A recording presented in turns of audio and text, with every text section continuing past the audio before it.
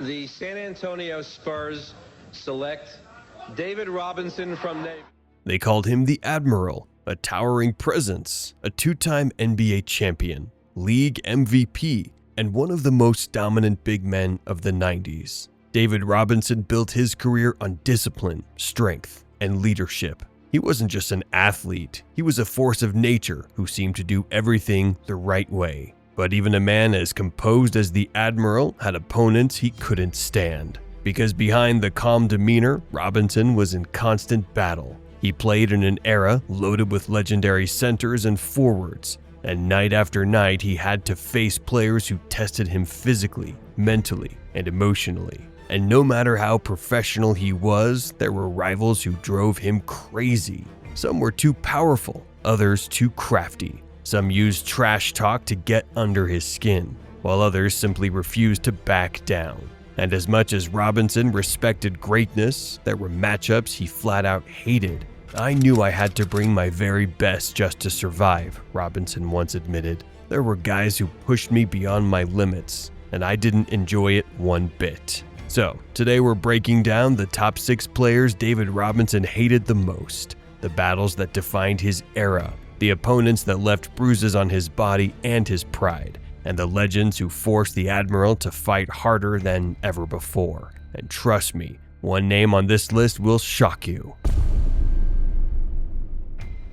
For David Robinson, few matchups were as exhausting as Charles Barkley. Barkley wasn't supposed to dominate centers. At just 6'6" he was undersized compared to 7-footers like Robinson. But that didn't matter. Barkley made up for it with raw power, relentless energy, and a fearless attitude that wore opponents down from the opening tip. Robinson hated guarding him because Barkley never stopped attacking. He'd back you down with brute strength, crash the boards like his life depended on it, and sprint coast to coast to finish fast breaks. For a big man like Robinson, trying to contain Barkley felt like trying to stop a runaway train. And then there was the trash talk. Barkley loved to chirp at defenders, and Robinson, calm, disciplined, and professional, wasn't wired for that kind of chaos. Barkley even took it further off the court. He wasn't afraid to call the Spurs a soft team, and many believed Robinson took those comments personally. When a rival could beat you physically and publicly mock your team, it was hard not to develop real hate. Barkley thrived on disrupting your rhythm, getting in your head, and making the battle as mental as it was physical. One of their most famous clashes came in the 1995 Western Conference semifinals, when Barkley's Phoenix Suns squared off against Robinson's Spurs. Barkley dominated the series, averaging over 25 points and pulling down rebounds at will. Robinson, fresh off his MVP season, was visibly frustrated as Barkley bullied his way through San Antonio's defense. Afterward, Robinson admitted Barkley was one of the toughest assignments of his career. "You could never relax," he said. "He might be smaller, but he played like a giant." For the Admiral, Charles Barkley was the kind of opponent you hated because you knew it would never be easy. He was unpredictable, unrelenting, and unapologetically himself. And no matter how hard Robinson fought, Barkley always seemed to leave his mark. Some opponents tested your skill. Karl Malone tested your body. Nicknamed the Mailman, Malone delivered punishment every single night. At 6'9" and over 250 pounds of muscle, he was one of the most physically imposing forwards the game had ever seen. For David Robinson, matching up with Malone meant 48 minutes of bruises, elbows, and sheer exhaustion. Robinson hated those battles because Malone never let you breathe. He set crushing screens, pounded the ball inside, and wore defenders down possession after possession. And when you finally thought you'd forced him into the tough shot, he'd knock it down with that automatic mid-range jumper. Adding to the frustration was Malone's partner, John Stockton. Their pick and roll was legendary, and Robinson was often caught in the middle of it. If he stepped up to cut off Stockton, Malone would dive to the rim. If he stayed back, Stockton fed Malone for an open jumper. It was basketball torture. And then there were the infamous elbows. Malone had a reputation as one of the dirtiest players in the league, suspended multiple times for reckless hits that left opponents bloodied. For Robinson, every battle with Malone carried the fear that it could end not just with a loss, but with real injury. In the 1994 Western Conference semifinals, Malone and Stockton went head-to-head with Robinson's Spurs in a brutal series. Malone averaged nearly 30 points and dominated the paint, leaving Robinson and his teammates struggling to find answers. Robinson later admitted Malone was one of the most relentless opponents he ever faced. He was strong, smart, and never took a night off. You had to fight for everything against him. For the Admiral, Karl Malone was the definition of a hated matchup. He wasn't flashy, he wasn't talkative, he was just relentless punishment night after night, and Robinson knew he had no choice but to endure it. If there was one matchup that haunted David Robinson, it was Hakeem Olajuwon. Robinson was athletic, disciplined, and technically sound. But against Hakeem, all of that wasn't enough. Olajuwon had a skill set that big men simply weren't supposed to have. Lightning footwork, endless counters, and the legendary Dream Shake that left defenders frozen. In the 1995 Western Conference Finals, Robinson had just been crowned NBA MVP. It was supposed to be his year, his moment to prove he was the league's best center. Instead, Olajuwon turned the series into a nightmare. The media called it the MVP versus the true MVP, and more than a few analysts claimed Olajuwon embarrassed Robinson. Some Spurs fans even questioned whether Robinson deserved the award at all. For a man who built his career on discipline and pride, that kind of public humiliation cut deep. Possession after possession, Hakeem went to work. Spins, fakes, fadeaways, every trick in the book delivered with surgical precision. Robinson fought, but Olajuwon picked him apart, averaging nearly 35 points per game in one of the most dominant playoff performances in NBA history. Robinson later admitted that he hated those battles, not because he didn't respect Hakeem, but because there was nothing more demoralizing than doing everything right and still losing. He was just better, Robinson confessed. You'd study him, prepare for him, and still he'd find a way to beat you. For the Admiral, Olajuwon represented the one opponent who made him feel powerless. Barkley bruised him, Malone battered him, but Hakeem outclassed him. It wasn't just physical, it was mental. Every fake, every counter was a reminder that sometimes skill could overcome strength. The rivalry between Robinson and Olajuwon remains one of the defining clashes of 90s basketball. And while Robinson earned Hall of Fame status, those battles with Hakeem were the ones he truly hated, because they showed just how high the bar for greatness really was.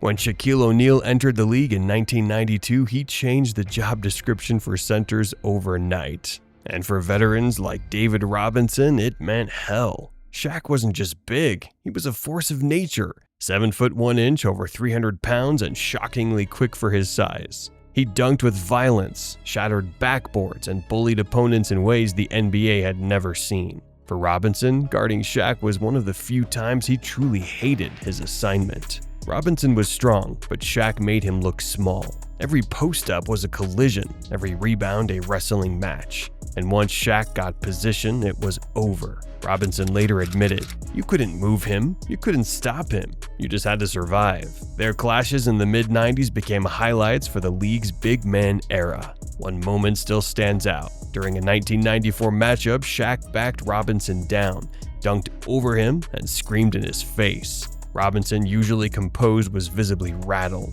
It wasn't just the points, it was the sheer intimidation. And Shaq didn't hold back off the court either. In interviews, he flat out said he couldn't wait to take over from guys like Robinson and Ewing. For the Admiral, it felt like a direct attack on his generation. As if Shaq didn't just want to win, he wanted to erase their legacy. What Robinson hated most was how Shaq combined power with personality. Shaq loved to talk, to laugh, to dominate, not only physically, but mentally. Robinson, disciplined and serious, couldn't match that chaos, and Shaq knew it. For the Admiral, Shaq was the rare opponent who stripped him of his advantages. Speed, strength, discipline, none of it mattered when you were up against a mountain that moved. Robinson respected him, but every battle left bruises on his body and his pride. Facing Shaq wasn't basketball, it was survival. When two defensive giants collided, pride was always on the line. For David Robinson, few duels felt heavier than going against Dikembe Mutombo. Mutombo wasn't about flash. He didn't have Olajuwon's footwork or Shaq's brute scoring. What he had was an iron will to protect the rim, and that infamous finger wag that humiliated scorers after every block. For Robinson, who prided himself on discipline and respect, Mutombo's style could be infuriating. Every possession in the paint was a war. Mutombo used his 7'2" frame and long arms to contest everything. Post moves that worked against other centers suddenly got swallowed up.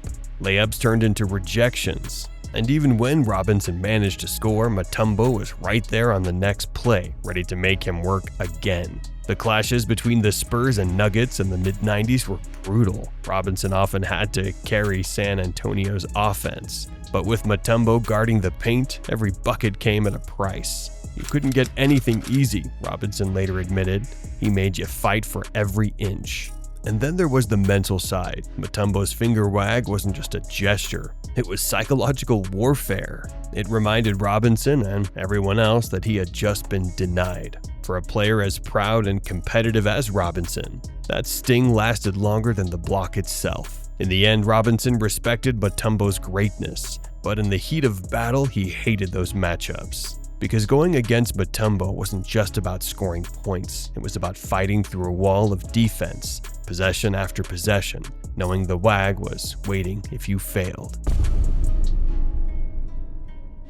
If there was one opponent who embodied toughness in the paint, it was Patrick Ewing. For David Robinson, every matchup with Ewing felt like a test of endurance. Ewing wasn't as flashy as Olajuwon, nor as overpowering as Shaq. But what he brought was sheer grit. He played hard, he played physical, and he never backed down from contact. Robinson hated those battles because Ewing made him fight for every single possession. Post-ups turned into wrestling matches. Rebounds became fistfights in midair. And once Ewing found his rhythm with that smooth jumper from the elbow, there was almost no way to stop him. The Spurs and Knicks didn't meet often, but when they did, the clashes between Robinson and Ewing drew attention across the league. Fans knew they were watching two Hall of Fame big men go head-to-head, each trying to impose his will on the other. What set Ewing apart was his mentality. He thrived on toughness, on grinding opponents down, on making the game ugly if that's what it took to win.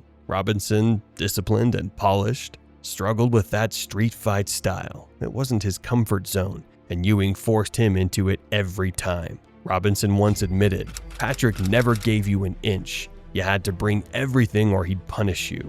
For the Admiral, Patrick Ewing was the definition of a hated matchup, not because of disrespect, but because of how exhausting it was. Facing him meant 48 minutes of bruises, sweat, and sheer willpower. And that's what made their rivalry unforgettable. David Robinson carried himself with discipline, humility, and pride. But behind the calm exterior was a warrior who spent his entire career battling giants. Some bruised him, some outsmarted him, some forced him to dig so deep he hated every second of it. And yet, those very battles are what shaped his legacy. Because that's the truth about hate on the basketball court. It isn't weakness, it's a sign of respect. Robinson didn't complain about the wars with Barkley, Malone, Olajuwon, Shaq, Mutombo, or Ewing. He endured them. He grew from them, and in the process, he proved himself worthy of standing shoulder to shoulder with the greatest centers in NBA history. When you look back now, you see more than just stats and championships.